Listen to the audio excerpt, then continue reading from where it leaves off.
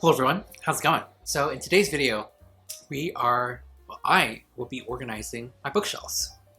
Haven't done one of these in a long time, and I figured, since the move and everything, figured now's the best time as any, right? So, as you can see here, the kitchen is like right there, and I decided to, situate the bookshelves a bit right by the kitchen, just because it was like the best place to put them, given how the apartment is sort of structured. So we sort of moved the dining table like behind the camera, and then the couch is like to my right. I've never had sort of like a corner shelf before, so that'll be interesting. Also, apologies if you can hear like some buzzing fan noise in the background because that's the AC and it's loud as heck. So as you can clearly see, all my books are in boxes still, which means I still have to unpack them, organize them in genres because that's just how I, set up my shelves. Doesn't matter if they're hardbacks or paperbacks or different heights.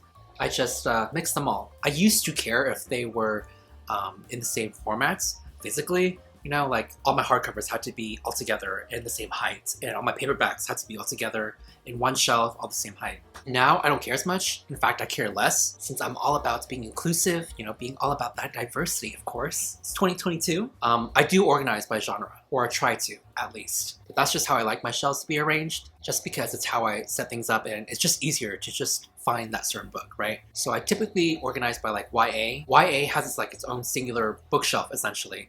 And that ranges from like fantasy, historical fiction, thrillers, and mystery.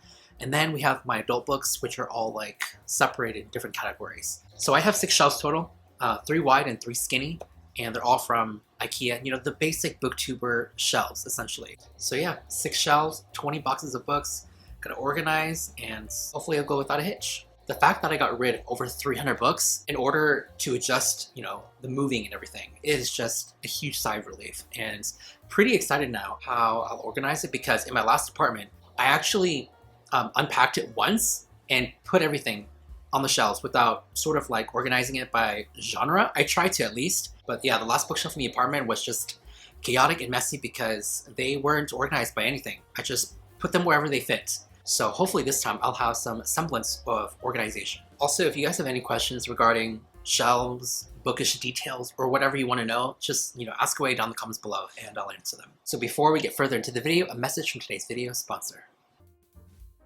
Thank you to Blueland for sponsoring today's video. Blueland is essentially a company that creates cleaning products to save you money and space without any plastic waste.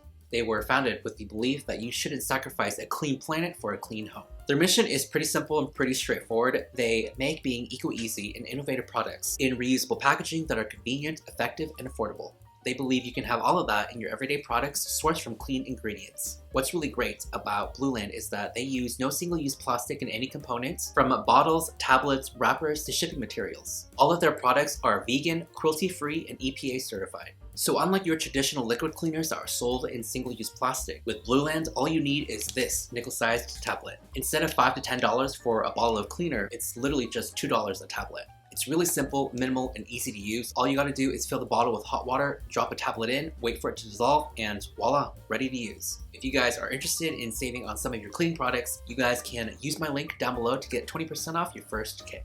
Everything will be linked down below, and thank you once again to Blueland for sponsoring today's video. Alright, so with that being said, let's go ahead and get straight into the reorganization.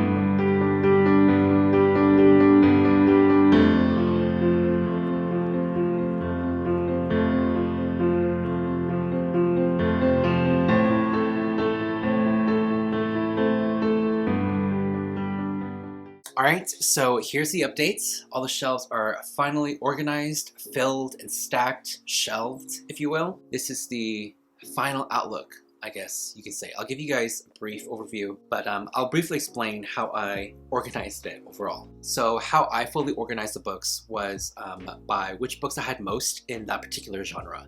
And to no one's surprise, I had the most books in the thriller category. So for psychological thrillers and mysteries, they essentially filled up an entire bookshelf. And then following through my mystery and thriller books, I have my horror selection. Granted, it's not a really big selection, they just filled up like a shelf, but I wanted to do thriller, mystery, horror, speculative fiction, literary fiction, science fiction, fantasy, and then graphic novels, manga, new adult books, and middle grade books, and then last but not least, we have YA. And so apparently, I thought I got rid of a decent chunk of YA books, but it turns out I still have a lot of them left over still, and I'm okay with that. There are some decent YA books that I am particularly interested in and reading. I'm not going to give up YA entirely. I'm pretty sure they're like sort of like the backbone of this channel, if you will. I mean, I started off reading YA.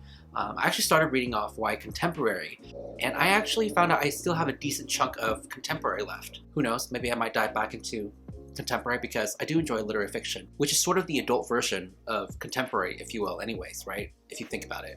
So after thriller, horror, and mystery, I have my speculative fiction shelf, which is like the skinny shelf. And then that sort of leads into literary fiction, which comprises of like historical fiction, some contemporary fiction here and there. And then that goes to science fiction, which I don't have a lot of books in that category, but following that goes into fantasy, which I believe is my second biggest collection in that genre. So after fantasy comes my sort of like graphic novel and manga collection. Basically for this one, just because of how the shelves were arranged, we have a big shelf and a skinny shelf, a big shelf and a skinny shelf. That skinny shelf is basically comprised of books I didn't really know where to put, right? It just didn't fully sit right with me that I only had a couple books in that genre that I could put in the bigger shelf, but it just worked well as it is, essentially just because it could fit on that skinny shelf. But yeah, on that skinny shelf, we have some like middle grade, some new adult books, some beloved classics, and finally some arcs that I wanted to keep. Finally, we have just an entire bookshelf dedicated to YA books, books that I have read, books that I have liked, and books that have some nostalgic factor that I wanted to keep for that purpose, and some other books that, you know, sound interesting that I still have yet to read. And going through this reorganization, I just realized that I still have so much YA left over. Not that I mind, but I really had to, you know, play around and play Tetris, just fitting all of those YA books onto one bookshelf entirely.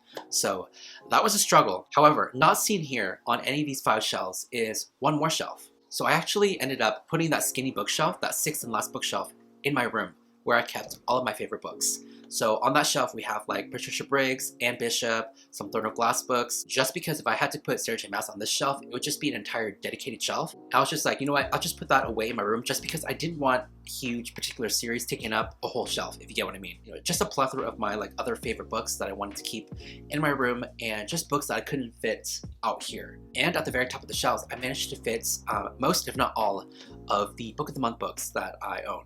So yeah, that's pretty much it, I believe. If you have any questions regarding, you know, my bookshelves or whatever, you can leave them down below. As for a bookshelf tour, I know I get so many questions regarding a bookshelf tour. I think the last bookshelf tour I did was like maybe 3 or 4 years ago. I don't know, I privated that shit because it was just so embarrassing. So yeah, just to answer that question, yes, I will be eventually doing a bookshelf tour. I just don't know when, but it'll definitely happen sometime this year. But yeah, I think that's pretty much all I wanted to say. So also, I just realized, do people still say bye? Do people still reach for, you know, covering their camera lens like as I do? I don't know, I've been doing it since, I don't know, as long as I can remember. So, but yeah, that's just something super minuscule. So I guess bye for real this time. So, so how I organized them. So how I organized it was the most. So how I organized the books today was basically. So how I organized most of the books was the most. No, how I organized it today was. So how I organized, and then following mystery and thrillers, I have, and then following mystery and thriller, and then following mystery and thriller books, and then following, and so following through my thriller mystery books, and then following that goes into fantasy, which I believe is like my second.